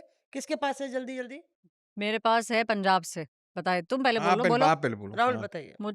मुझे ऐसा लग रहा है कि आप बहुत जल्द भारतीय जनता पार्टी, अकाली दल को एक साथ आते हुए देख सकते हैं, क्योंकि बदले-बदले तेवर दोनों तरफ नज़र आ रहे हैं। बीजेपी भी बहुत ज़्यादा आगे बढ़ के भई हाल-चाल पूछ रही है। प्रधानमंत्री नरेंद्र मोदी ने हरसिमरत कौर को फ़ोन किया, उनसे बातचीत करी। हरसिमरत कौर जो है अपने पार्ट पे बाहर आती हैं, बयान देती हैं कि भई हम वुमेन रिजर्वेशन को सपोर्ट कर रहे हैं, जो वेल्ड तरीके में है कि भई हम डिलिमिटेशन को सपोर्ट कर रहे हैं। तो मुझे लगता है आगे आने वाले चुनाव में ये एक अलायंस है जो शायद दोबारा हो सकती है। जैसे पंजाब के अंदर है वैसे ही स्थिति उत्तर प्रदेश के अंदर भी है। राहुल गांधी ने एक मीटिंग भी ली तमाम सांसदों की उत्तर प्रदेश के, जिसमें लोकसभा राज्यसभा दोनों के सांसद थे। राज्यसभा के सांसद का मतलब ये है कि वो उत्तर प्रदेश से आते हैं, क्योंकि वहां तो कांग्रेस पास सीट ही नहीं है। ठीक है, 2 ही विधायक हैं। हाँ, हाँ। तो तो उसमें प्रमोद तिवारी थे, इमरान प्रतापगढ़ी थे, राजीव शुक्ला थे और वहाँ पर ये चर्चा हुई। राहुल गांधी ने उन तमाम लोगों से पूछा कि आप बताइए कैसे करना है, क्या करना है, कैसा माहौल है वहाँ पर। तो कम से कम कई मतलब कुछ सांसदों ने राहुल गांधी से ये आग्रह किया कि आप जल्द से जल्द सीट शेयरिंग का जो मसौदा है उसको लेके कोऑर्डिनेशन कमेटी बना दीजिए, ताकि कम से कम हमारे पास समय हो ज़्यादा से ज़्यादा चुनाव कैंपेन करने के लिए, क्योंकि समाजवादी पार्टी के पास तो काडर है। वो 1 हफ्ते पहले भी अगर अपना उम्मीदवार देंगे तो वो जीतने की स्थिति में आ सकता है। लेकिन कांग्रेस के पास तो काडर है नहीं। तो उनको ज़्यादा समय चाहिए ग्राउंड कवर करने के लिए। तो उन्होंने कहा है कि आप जल्द से जल्द समाजवादी पार्टी से ऑफ़िशियली चर्चा शुरू कर दीजिए, कौन-कौन सी सीट्स हमको मिल सकती हैं, कहाँ-कहाँ पे हम लड़ेंगे, कितना लड़ेंगे। तो कुल मिलाकर एक फ्रेमवर्क बनाने की कोशिश है। जल्दी हम देखेंगे कि वहाँ पर एक शेप लेगा अलायंस उत्तर प्रदेश के अंदर। और बड़ी खबर ये है कि राजेंद्र पाल गौतम और अजय राय का समझौता हो गया है। दोनों एक दूसरे के फंक्शन में नहीं जा रहे थे। राजेंद्र पाल गौतम के जो कार्यक्रम आते थे उसमें अजय राय नहीं जा रहे थे। प्रदेश अध्यक्ष हैं, राजेंद्र पाल गौतम इंचार्ज हैं। कोई नेता मुझे बोल रहा था राजेंद्र पाल गौतम को इंचार्ज बना के पार्टी ने 2 अध्यक्ष बना दिया यूपी में। राजेंद्र पाल गौतम अध्यक्ष के तौर पे ही काम करेंगे। भाई इंचार्ज का काम होता है कोऑर्डिनेट करना, हर चीज करना। तो लेकिन जो बैठक राहुल भी जिक्र कर रहे थे टीम का, तो नए सचिव बन गए उत्तर प्रदेश में कांग्रेस के। पूरी टीम जो है पिछले 8-10 साल से पुराने सचिव चल रहे थे प्रियंका गांधी की टीम के। तो प्रियंका गांधी की टीम के जो सचिव हैं उनको हटा दिया गया है। अब राहुल गांधी ने पूरी तरह से एक कह लीजिए यूपी की कमान टीम राहुल ने ले ली है। और नए सचिव जो बने हैं वो राहुल गांधी की टीम से बने हैं। और उसके अलावा राजेंद्र पाल गौतम और अजय राय को बोल दिया गया है। किसी एक नेता ने बोला कि वहां मीटिंग में पूछा गया कि क्या प्रॉब्लम है दोनों के बीच में। दूसरों नेताओं से पूछा गया क्या प्रॉब्लम है दोनों के बीच में, तो दूसरे बोला हमें क्या मालूम, आप इन्हीं लोग से पूछ लीजिए। तो उन दोनों का समझौता हो गया, एक तस्वीर भी आ गई है, रिलीज हो गई। और हम लोग ने ये बात कहा था कि अजय राय बरकरार रहेंगे अध्यक्ष पद से। आपको याद है 2 महीने पहले हमने कहा था कि उनको कह दिया गया कि आप काम कीजिए। तो यूपी चुनाव में अब अजय राय के ही नेतृत्व एंड राजेंद्र पाल गौतम के ही नेतृत्व में लड़ा जाएगा। और राहुल गांधी और प्रियंका गांधी और खरगे जी भी अब अपने प्रोग्राम्स वहां पे बनाएंगे। आपके लेकिन पास क्या है सीटें पीयूष? पीयूष हाँ, क्या मेरे बताइए? सीटें तो समाजवादी पार्टी कांग्रेस को ज्यादा दे नहीं रही, वो अभी चर्चा कर लेंगे। बहुत मतलब कम सीटें दे रही। वो पोस्चरिंग चल रहा है, सारा पोस्चरिंग चल रहा है। हाँ। पंजाब में आपको एक बड़ा राजनीतिक डेवलपमेंट होता हुआ नजर आएगा। दरअसल जिस तरह से जंतर मंतर फिर झारखंड हुआ, वैसा पंजाब में होने वाला है, क्योंकि अब कोर्ट ने कह दिया है, इनफैक्ट फार्मेसी रिक्रूटमेंट जो पूरा प्रोसेस था उसको होल्ड कर दिया है, क्योंकि उसमें अनियमितताएं पाई गई हैं। और वहाँ पर भी पेपर लीक को लेकर बहुत बड़े लेवल पर वहाँ पर तैयारी की जा रही है कि सरकार के खिलाफ मोर्चा खोला जाए, इस्तीफे की मांग की जाएगी। वहाँ पर कांग्रेस और बीजेपी और बाकी जो अपोजिशन में है वहाँ पर सबके सब ये चीज़ करेंगे। तो अगला 1-1.5 हफ्ता आपको पंजाब बहुत एक्टिव नजर आएगा। और किसी के पास है कुछ गेम चेंजर? मेरे पास एक खबर है कि उत्तर प्रदेश में योगी आदित्यनाथ की सरकार अभी सर्वे कर रही है। राहुल आपको जाना है? हाँ, मुझे जाना है यार। मैं राहुल चले जा। मैं ठीक है ना? हाँ। हाँ, थैंक यू। और मेरी पुरानी फ़ोटो लगा देना यार। ठीक है, राहुल को जाना है, बहुत जरूरी ब्रेकिंग न्यूज आ गई है, तो राहुल जा रहे हैं। ऐश्वर्या एक खबर और आप उस पे बताएंगी हाँ। कि उत्तर प्रदेश में सर्वे हो रहा है इस वक्त। हम्म। और सर्वे हो रहा है कि वो जो पूरा महिलाओं को लेके एक योजना, जो बड़ी योजना बिहार की तर्ज पे आने वाली है, जिसमें लगभग 30-40 हजार रुपए हर एक महिला को मिलेगा, 20,000 या 50,000 के 50,000 आसपास। के आसपास 50,000 के करीब। और उस पे सर्वेक्षण हो रहा है, उसके बाद उस योजना का ऐलान हो जाएगा, तो वो गेम चेंजर हो जाएगी। तो बहुत बहुत बड़ी तरीके से गेम चेंजर होगा, क्योंकि आपने तो अमाउंट बताया लगभग 50,000 जो है, जो बैचेस के अंदर दिया जाएगा। लगभग 1 करोड़ महिलाओं तक ये स्कीम पहुंचाने की बात हो रही है। तो कोशिश यही है कि, क्योंकि देखिए भारतीय जनता पार्टी को ये लगता है कि जो समाजवादी पार्टी पहले भी करती आई है, 24 में तो बहुत ज्यादा किया था, कि आप इस इलेक्शन को जाति पे लेके जाइए, क्योंकि आप वैसा कैंडिडेट देंगे तो चुनाव बहुत ट्रिकी हो जाएगा। और देख, बीजेपी की 2 बार से सरकार है, यानी कि 10 साल से उनकी सरकार है, तो एंटी इनकम्बेंसी भी है। मतलब ये बेवकूफी होगा कहना कि नहीं है। नहीं है। तो कहीं ना कहीं अब आपको अपनी स्कीम्स को उस तरह से मोल्ड करना होगा। पंजाब का छोटा एग्जांपल देती हूँ। मेरी एक आम आदमी पार्टी के बड़े नेता से बात हो रही थी। उनका कहना है कि जो 3 स्कीमें उन्होंने चलाई, जी। महिलाओं के लिए 1000 रुपया, 1500 रुपया, 2 स्कीम्स हैं। 300 यूनिट बिजली फ्री और 10 लाख रुपए की उनकी एक स्कीम उन्होंने और निकाली है। ये स्कीम्स उनको मदद करेंगी। तो देखिए, हर पार्टी सोचती है कि हम एक ऐसी स्कीम लेके आएँ, और महिलाओं को जो पैसा देने की बात है बीजेपी की तरफ से, उसमें क्या है, रिलीजन फिर आप नल कर देते हैं। भई वो तो हर महिला को जाएगा ना, वो क्रिश्चियन को भी जाएगा, मुस्लिम को भी जाएगा, दलित को भी जाएगा, ब्राह्मण महिला को भी जाएगा। तो कोशिश की जा रही है कि उस एक वोट बैंक को एकदम संजो के रखा जाए और भारतीय जनता पार्टी की तरफ ही वो वोट गिरे। ये दरअसल ना एक ध्रुव के तौर पर इस्तेमाल किया जा रहा है आजकल। आप ये देखिए, चाहे झारखंड हो, जेएमएम सरकार ने झारखंड में इलेक्शन आने से ठीक पहले अनाउंस किया था। असम में भी ऐसा ही हुआ और बिहार में भी ऐसा हुआ। बिहार में 10,000 रुपए तो प्योर गेम चेंजर थे। आप सोचिए, चुनाव से ठीक पहले इस तरह का अनाउंसमेंट कर देना। जो पॉलिटिकल पार्टी सत्ता में है, उनके पास ये एज होता है कि इतनी बड़ी स्कीम लाकर वोटर्स को लुभाया जाए, और यही चीज अब कहीं ना कहीं उत्तर प्रदेश में करने की तैयारी भी है। चलिए देखिए, हमारी बतकही काफी बम्पर खबरों से खत्म हो रही है। उसमें एक बम्पर न्यूज मैं भी दे देती हूँ। हाल ही में एक यूथ कांग्रेस का अधिवेशन चल रहा है, जो नेशनल अधिवेशन है। राहुल गांधी रचनात्मक कांग्रेस से कुछ ही कदम दूर पर जो ये अधिवेशन चल रहा है, वहां नहीं पहुंच पाते। क्यों नहीं पहुंच पाते? आपको हमने बताया था कि कैसे यूथ कांग्रेस की भूमिका को लेके काफी एक तरीके से नाराजगी थी।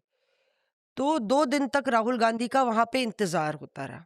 राहुल गांधी दोनों दिन नहीं आए, अभी था पिछले हफ्ते 2 दिन, और वो रचनात्मक कांग्रेस में 1.5 घंटे बिताते हैं उस कार्यक्रम में, जहां पे काफी हंगामा हो गया।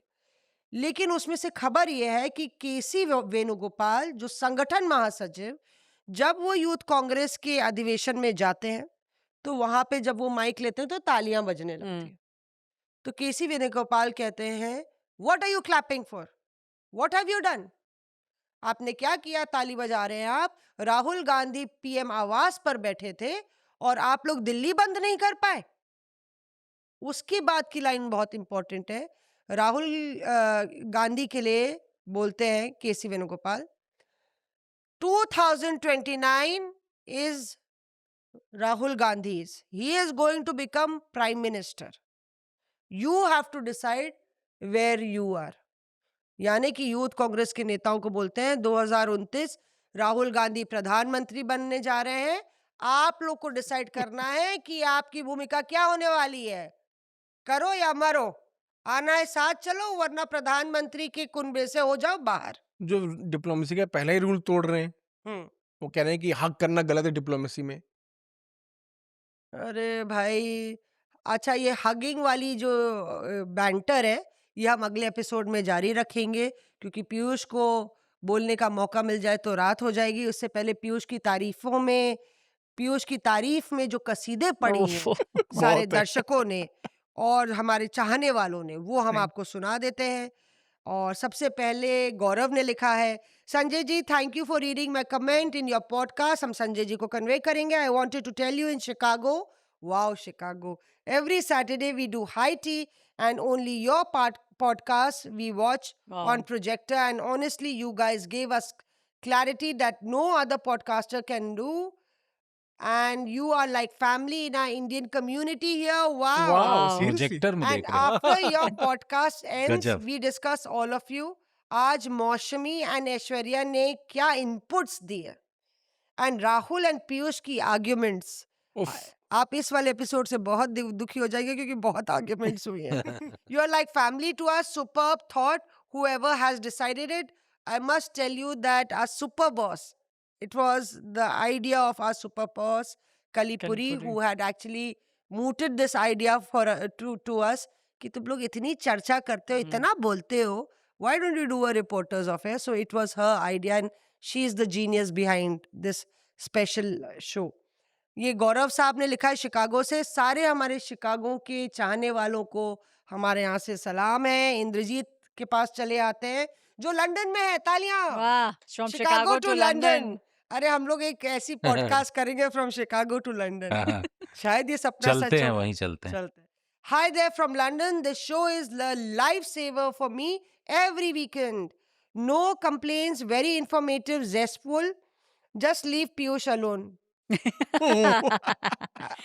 I गाने think और he पीयूष is के। the best of this lot. Oh, गजब। thank you. My family thinks so. Otherwise, all the best to you and lots of आशीर्वाद from my mom.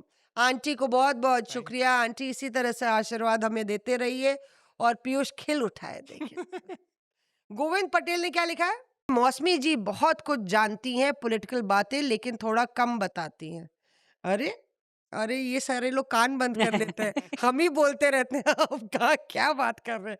पीयूष भाई ईमानदारी से बोलते हैं और राहुल भाई आप तो हर पॉलिटिकल पर्सनालिटीज की अंदर की बात जानते हो। बता दो सब कुछ। मुझे रिपोर्टर्स ऑन एयर नहीं, रिपोर्टर्स ऑफ एयर बहुत अच्छा लगता है। Keep it up for us. Dipendra ji ने लिखा है हॉलैंड एंड रायबरेली से दीपेंद्र। रायबरेली। अरे रायबरेली रायबरेली का से हूँ जितेंद्र भाई भाई मैं। भी हैं भाई। हाँ, हॉलैंड एंड रायबरेली से दीपेंद्र लिखते हैं सब आप सबका आभार Munish sir. We all love to have a live podcast from Holland. We have migrated from eastern UP and Bihar. Piyush भी ईस्टर्न यूपी के हैं in 1870s। Representation here is a lot and people will love to host you all. ठीक है, आएंगे आएंगे जरूर आएंगे। Maybe next year post UP elections we can celebrate Aishwarya Ji's predictions win from Holland. It would be a nice spring weather to visit Holland. Oh, great. Oh, done. And Piyush will be looking nice with the tulips in Holland. So Piyush, please be ready. And Piyush, I have seen a huge NRI support for you here. Is it? Not sure how you should take it. Piyush is coming to take a picture with the tulips. Ticket ले लो वहीं On a से ticket. lighter note, जब हम लोग student leaders से मिलते थे 90s में, तो सुनते थे कि पॉलिटिकल हीरोज पार्लियामेंट से निकलते हैं। बट जिस तरह से पार्लियामेंट नॉन फंक्शनल हो रही है, मुझे लगता है कि new age members of parliament will also start their protest like a students in coming future. बहुत सारा प्यार एंड दिल से आभार इस अमेजिंग फंटाबुलस शो के लिए। तालियां बजाइए। Thank you, thank you. Ashutosh Sharma ने लिखा है ग्रेट शो टीम। अरे कोई देश वाले भी हैं कि सब विदेशी वाले देख रहे हैं भैया? Producer Ankit, great show team, seeing you all reporting live is great but watching this podcast it's truly amazing. Okay, that's really nice. Full of camera stories, inside news. Wait for 1 week to watch this show. All of your amazing people. Really love the grooming and appearance of all the team members. Thank you. Thank you. I must say I put in a lot of effort to groom and sit here. बहुत effort लगता है भाई। गायत्री ने क्या लिखा है? Sanjay ji, Mausami ji, Aishwarya, RG and Piyush are the heart of Reporters of Air. Just like the heart has many chambers and blood vessels. Likewise, Aishwarya is the right atrium, Piyush is the right ventricle. ये doctor है लगता है, doctor Gayatri है। मौसमी जी is the left atrium, RG is the left ventricle, and Sanjay ji is the coronary artery which supplies blood to the heart. वाह, हम लोग तो चलता फिरता बुत बन जाएंगे भैया। ये बहुत गजब है। चंद्रदीप मलिक जी ने क्या लिखा है? Hello reporters, this is Chandradeep from Germany. बेहोश हो जाएंगे। I love the program airing unfiltered news and I'll always recommend to my friends here. In today's polarized India, when it is either my way or the highway from every political side, it's good to hear news as it is instead of broadcasting news along with reporters' views. I believe news should be broadcasted. As it is and let the audience decide its own merit. Okay. Sanjay ji seems a great moderator with his meticulous touch over Hindi language and should be more available. Sanjay ji को हम बोल देंगे वो गदगद हो जाएंगे. Aishwarya and Mosmi carry their grace very confidently in this male-dominated profession. Male-dominated. While RG and Piyush add the required non-joke masala. Achha. But I love Piyush. I know you are true to your heart and many a times misunderstood. अरे भाई Right. Piyush, Absolutely क्या right. बोल रहे, रुला I'm देगी always पगली। misunderstood, हाँ। especially by Mosmi ji. लियो भैया चंद्रदीप के रुला देगा पगला। मनु ने लिखा है it's Manu from Bangalore. Thank God India में भी कोई चाहता है हमें। It's been my favourite show for the last 6 months. I have not missed any episode till now. After Akhilesh Yadav, I have seen any good sense of humor is Rahul Gautam. ओह यार चरण वाह पादुका यहाँ रखनी अखिलेश। पड़ेगी। राहुल गौतम चले चले गए। गए खबर किसी अल्ट्रा स्मार्ट पर्सन। ओहो अरे वाह। यहाँ जल के राख हो जाएगा भैया। इतना तारीफ इसने सुना, अब कम से कम राहुल की भी थोड़ी तारीफ चल जाएगी। राहुल वाह भाई वाह वाह राहुल, वाह वाह राहुल। अदृश्य राहुल अदृश्य। जिंदाबाद।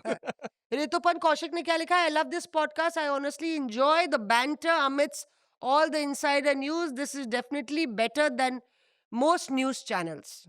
Thank you. सुनील कुमार ने न्यूज जर्सी अमेरिका से लिखा है। अरे यार ये क्या था? अब बात निकलेगी तो सोचा मैं जो आपका नियमित दर्शक हूँ, हर सप्ताह के पहले एपिसोड से बात को आगे बढ़ा दूं। ये आप सर आप बहुत अच्छी बात कर रहे हैं सुनील जी। फीडबैक सेक्शन में एक दर्शक ने सही सुझाव दिया है कि पॉलिटिक्स के अलावा देश की और महत्वपूर्ण घटनाओं पर भी चर्चा होनी चाहिए, यस जैसे कि असम में भारी बारिश, जी स्त्रियों का सेना और समाज में बढ़ता योगदान या हाईवे पर बढ़ती हुई दुर्घटनाएं। आप रिपोर्टर्स, जैसा कि हम सब जानते हो, सिर्फ पॉलिटिकल न्यूज़ की को ही कवर नहीं करते हैं। आप लोगों को हम विभिन्न विषयों पर रिपोर्टिंग करते हुए भी देखते हैं। भारत में सब कुछ संसद के अंदर या मकर द्वार पर ही नहीं हो रहा है। अब मकर का चक्कर हम लोग छोड़ेंगे थोड़े दिन। कभी कभी आपका पॉलिटिकल डिस्क्रिप्शन रेपिटेटिव भी लगता है, ठीक है, जैसे कि उत्तर प्रदेश चुनाव का बार बार डिस्कशन हो चुका है और कुछ खास नया नहीं घट रहा है, ठीक है। जब पॉलिटिक्स में कुछ खास नहीं हो रहा तो देश में बाकी मुद्दों पर भी बात कर लीजिए, महत्वपूर्ण घटनाओं पर भी चर्चा हो जाए तो प्रोग्राम में कुछ नया रंग आ जाएगा, ठीक है। आपका हुक्म सर आंखों पर इस देश में राजनीति तो 24 घंटे घटती रहती है। मानता हूँ कि पॉलिटिकल डिस्कशन थोड़ा रोचक जरूर होता है, पर हम सबको बदहजमी से बचाने का दायित्व भी आपका है। बिल्कुल सही आप कह रहे हैं। मुझे पूरी उम्मीद है कि आप रिपोर्टर्स की आप बाकी विषयों पर भी रोचक तरीके से पर्दे के पीछे सारी अंदरूनी बातें बताएंगे। हमारी कोशिश यही रहती है। और आपका जो पॉइंट है, मुझे लगता है कि हमने कई बार ऐसा किया भी है पीयूष, कि कोई जैसे ज्वलंत मुद्दे हैं तो उन पे हम लोग ने चर्चा की हो, बिल्कुल लेकिन डिस्कशन हम इस किया। बात का आगे भी और संजीदगी रखेंगे। से ध्यान रखेंगे। लेकिन सबसे देखिए, आप ये शिकायत नहीं कर सकते कि हम आपका कमेंट नहीं पढ़ते हैं। हम चाहते हैं कि आप इसी तरीके से सब्सक्राइब कीजिए, और विदेश में, जैसे कि ऐश्वर्या भी कहती हैं, जो विदेश में है 15 और लोगों को आप ज़रूर जोड़िए, सब्सक्राइब कीजिए। टास्क हम है लोग आपका। बहुत एफर्ट करके यहाँ पे आते हैं। देखिए, जब संसद चल रहा था तो हम संसद से पॉडकास्ट कर रहे थे, तभी थोड़ी देरी भी हो जा रही थी, उसके लिए हम माफ़ी चाहते हैं। लेकिन जब हम ऑफिस में होते तो टाइम पे होगा। लेकिन मुझे लगता है और हमारे विदेशी मेहमान को हम जो पिछले कई बारों से रिक्वेस्ट कर रहे हैं कि आप और लोगों को बताइए, वो लगता है सबको बता रहे हैं, इसलिए मैक्सिमम कमेंट्स आपके पास जो है वो विदेश से ही आए अभी ऐसा करेंगे, हम सब तो नहीं जा सकते। जी तो हम अंकित, हमारे जो प्रोड्यूसर है, और उनके पीयूष लिए पीयूष जी को विदेश दौरे पर भेज देते हैं। वैसे भी पीयूष आदी है विदेश दौरा कवर करने के तो इसलिए पीयूष आप तैयारी कर बिल्कुल लीजिए। बिल्कुल वहां बिल्कुल। पे जितनी जादू की झप्पी है देते रहिएगा। और With a इसी के smiling साथ face. हम अलविदा कहते हैं। स्वतंत्रता दिवस के उपलक्ष्य पे हमने शुरू किया था एक शेर से, और खत्म भी हम लालचंद फलक साहब के इस शेर से करेंगे। दिल से निकलेगी ना मर के भी वतन की उल्फत, दिल से निकलेगी ना मर के भी वतन की उल्फत, मेरी मिट्टी से भी खुशबुए वफा निकलेगी। जय हिंद। वाह वाह मेरी वाह। मिट्टी से भी खुशबुए वफा निकलेगी। और इसी के साथ आपको कहते हैं हम सलाम नमस्ते। प्लीज हमें सब्सक्राइब करते रहिए, लाइक करते रहिए, और ऐसी प्यार की धुलाई करते रहिए। शुक्रिया, बाय बाय। Reporters of.